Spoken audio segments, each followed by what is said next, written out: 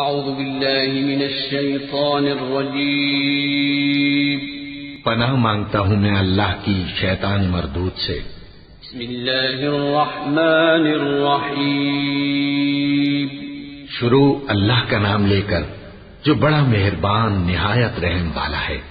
القارعة ما القارعة وما أدراك ما القارعة يوم يكون الناس كالفراش المبثوث وتكون الجبال كالعهن المنفوش فأما من ثقلت موازينه فهو في عيشة راضية وأما من خفت موازينه فأمه هاوية وما أدراك ما هي نار حامية۔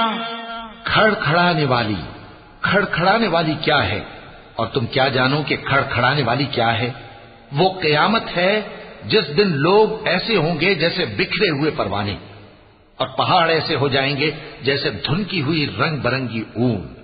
اب جس کے اعمال کے وزن بھاری نکلیں گے وہ دل پسند عیش میں ہوگا، اور جس کے وزن ہلکے نکلیں گے اس کا ٹھکانہ ہاویہ ہے۔ اور تم کیا سمجھے کہ ہاویہ کیا چیز ہے؟ وہ دہکتی ہوئی آگ ہے۔ صدق اللہ العظیم۔